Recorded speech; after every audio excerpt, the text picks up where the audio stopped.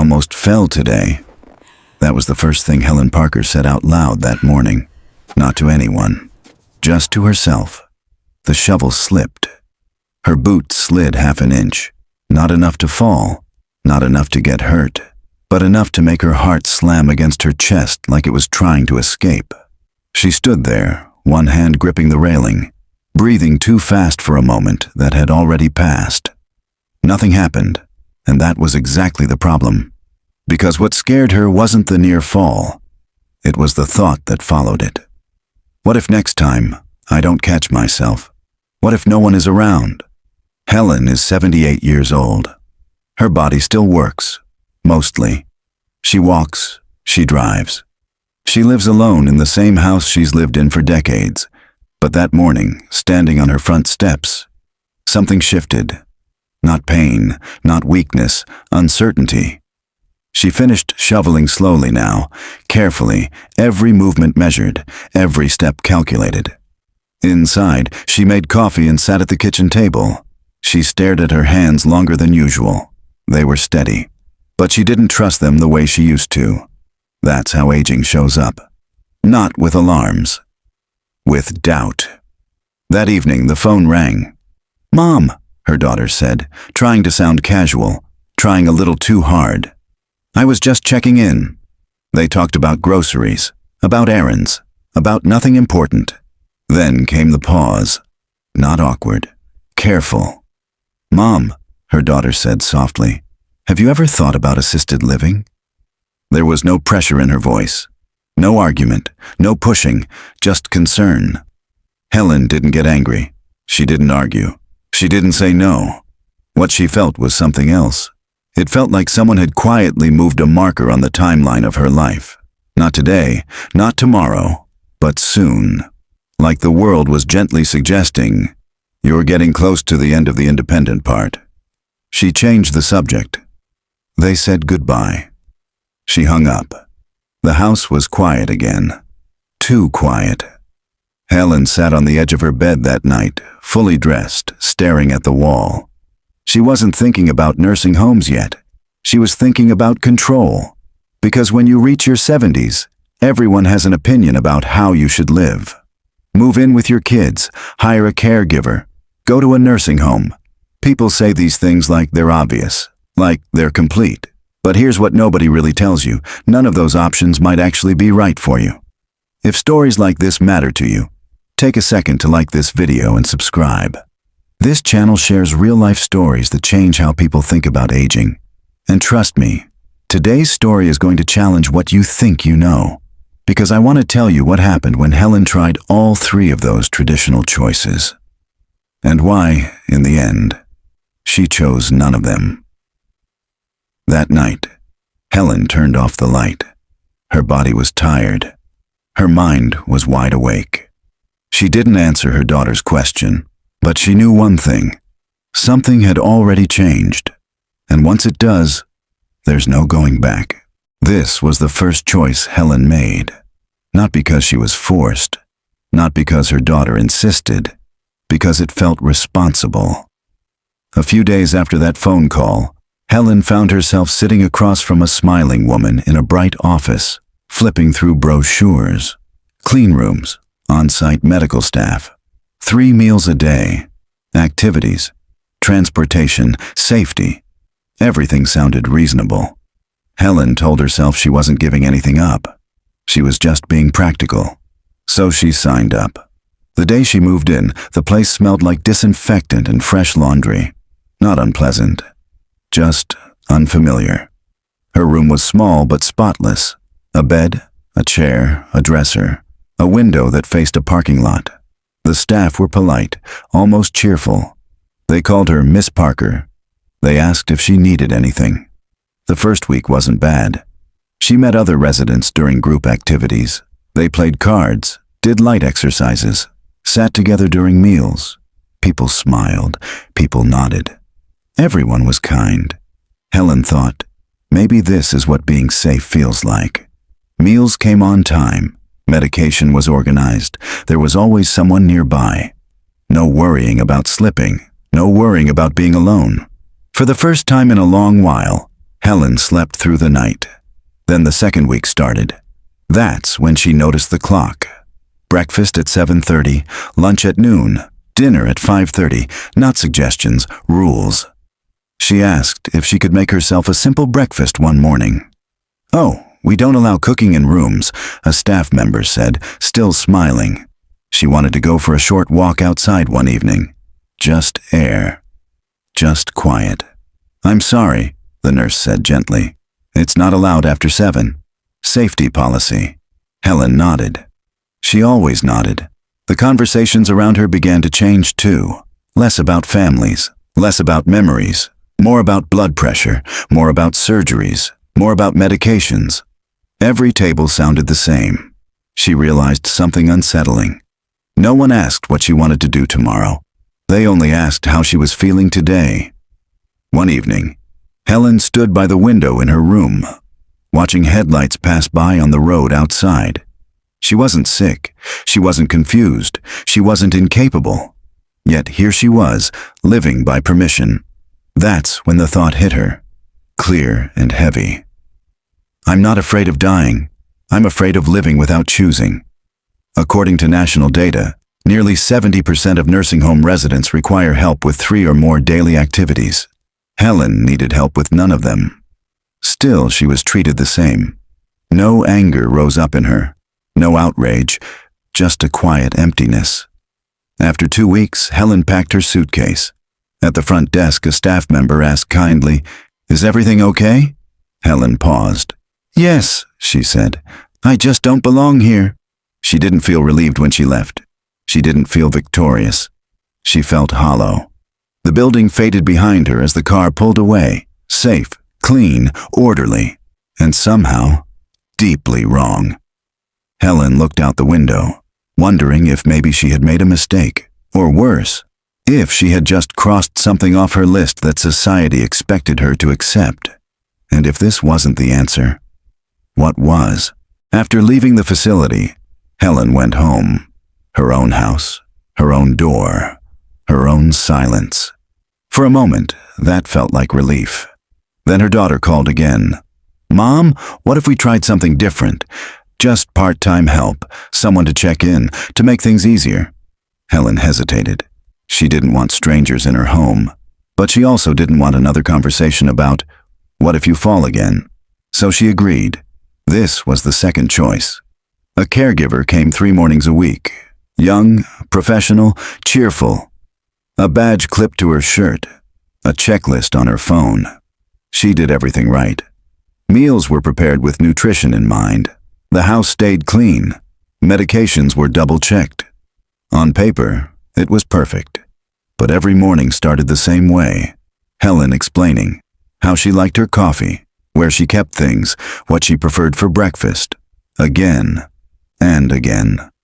Her routine, the one she had built over decades, slowly stopped being hers. The caregiver wiped down surfaces Helen had just cleaned, rearranged drawers, moved things to be more efficient. Nothing was wrong, but nothing felt right. Helen found herself waiting for the caregiver to leave so she could feel alone again. That surprised her, because loneliness wasn't the problem.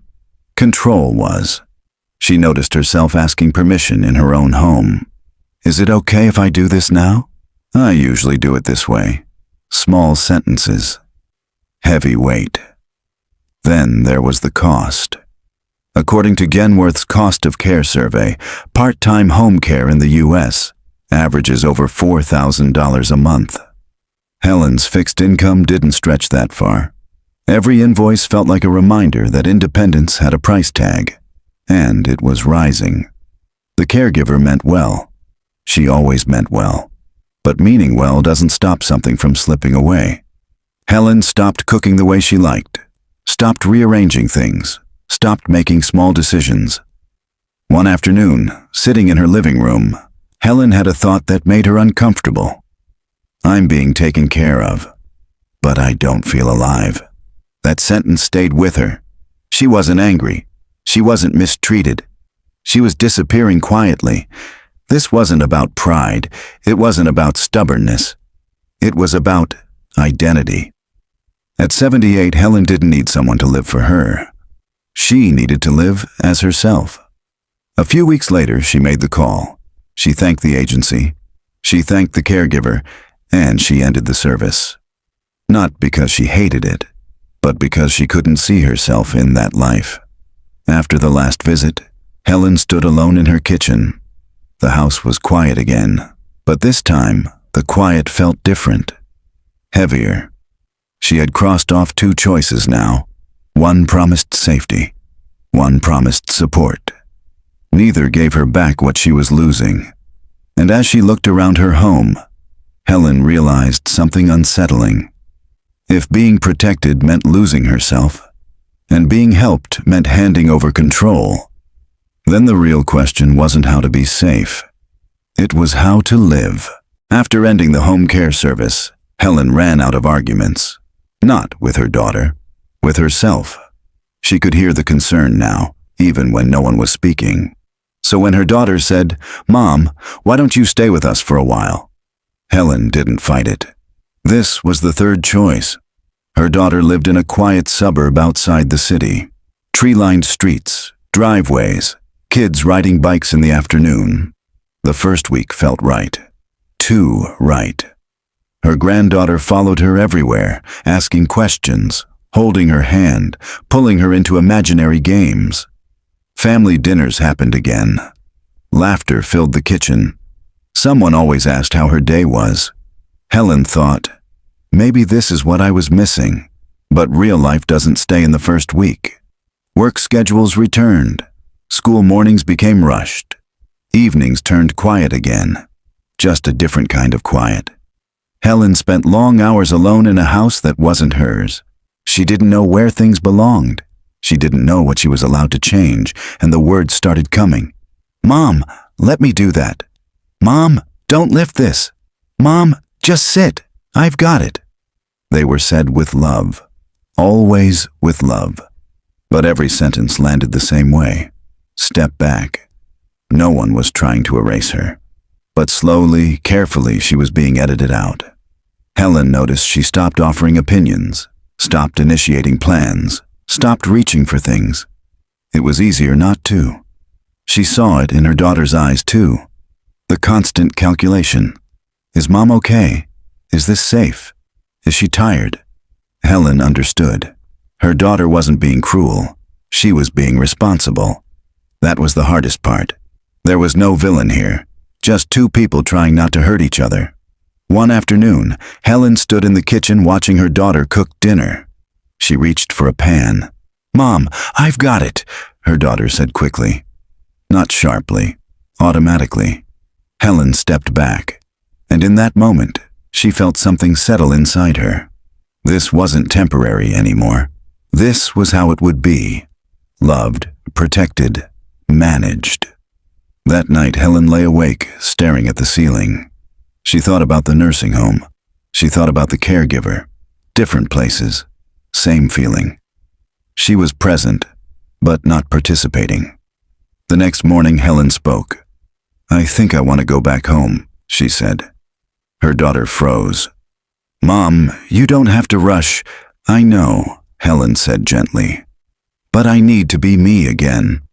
Tears came, on both sides. No anger, no accusation. Just grief for something neither of them could fix. Helen packed her bags slowly. Her granddaughter hugged her hard, not understanding why this goodbye felt heavier than the others.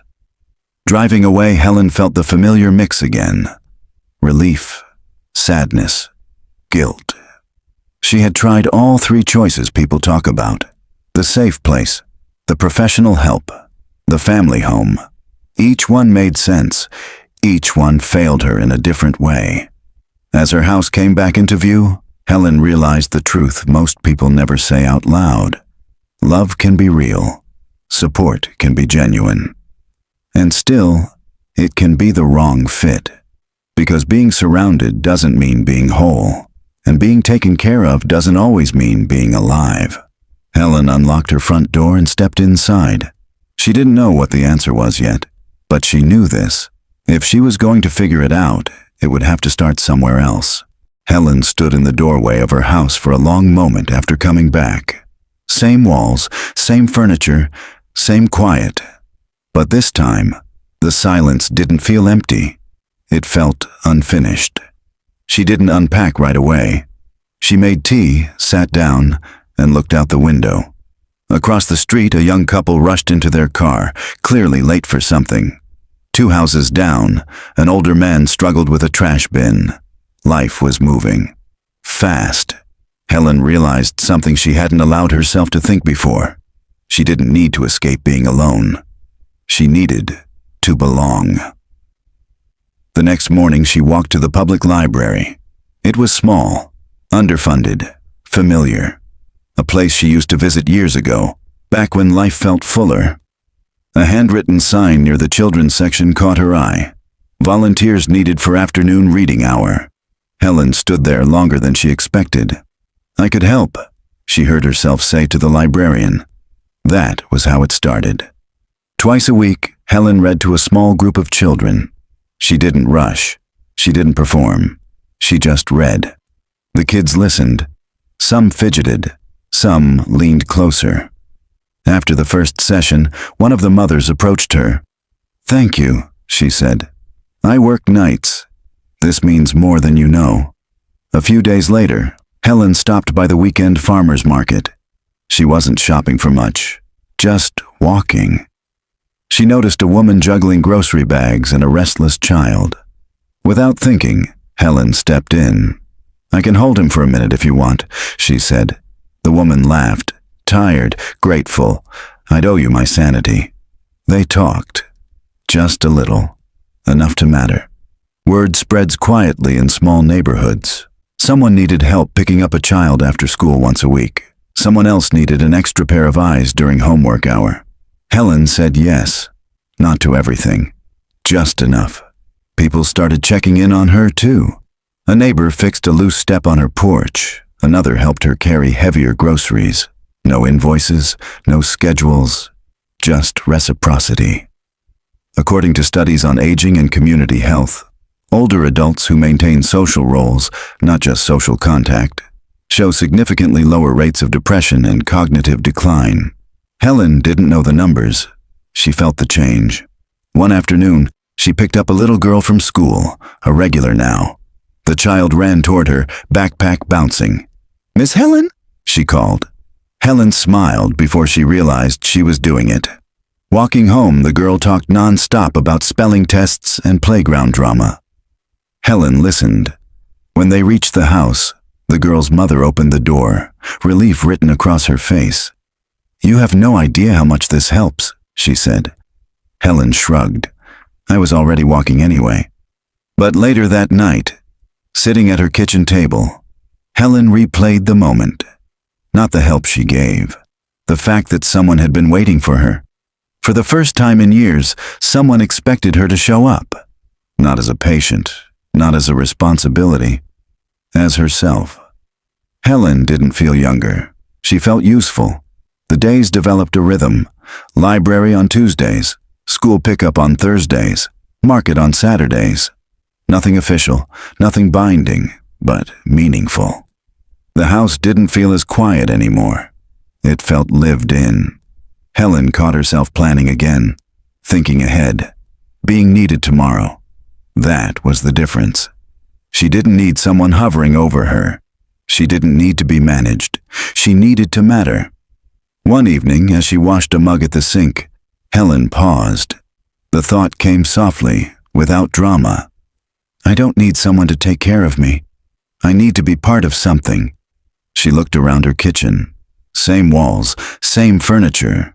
But now, a reason to wake up tomorrow. Helen turned off the light and headed to bed. For the first time in a long while, she didn't lie awake wondering what she had lost. She fell asleep thinking about what she would do next. Helen didn't sit down one day and list lessons. That's not how it happened. They arrived slowly, quietly, in between library visits and school pickups, in conversations that didn't feel important at the time, in moments that didn't announce themselves. The first thing Helen understood was this: there aren't just two choices. For years, she had believed the same story everyone repeats. Either you stay completely independent, or you give up and let someone else run your life. Strong or dependent, capable or fragile. But reality didn't work that way. There was space in between. A place where you could accept help without surrendering control. Where support didn't mean supervision. Helen hadn't failed because she needed something different. The system had failed by pretending only extremes existed. The second thing she learned surprised her even more. Community mattered more than any system. She had seen the best versions of professional care, organized, clean, well-intentioned, and yet none of it made her feel connected. Here, in her neighborhood, nothing was perfect. People were busy, lives were messy, but the help went both ways. According to research from the Harvard Study of Adult Development, strong social connections are the single biggest predictor of long-term happiness and health. More than income, more than medical access. Helen didn't need a study to tell her that. She felt it every time someone waved at her, every time a child ran toward her, every time a neighbor checked in, not because it was their job, but because it was human. Then came the realization that stayed with her the longest. She still had value, not theoretical value, not sentimental value, practical value. She had time, she had patience, she had decades of lived experience. She could listen without rushing. She could notice when something was off. She could show up consistently. For a long time, Helen had believed usefulness ended when productivity slowed. But that idea was wrong. Age didn't erase her worth. It refined it. The world didn't need her to move faster. It needed her to be present. And finally, Helen understood something she had been quietly afraid of for years. Aging didn't mean her life was over. It meant her life had changed shape. She wasn't building a career anymore. She wasn't raising children, but she was still needed, still contributing, still part of the story. The fear she had felt on her front steps that winter morning hadn't been about falling.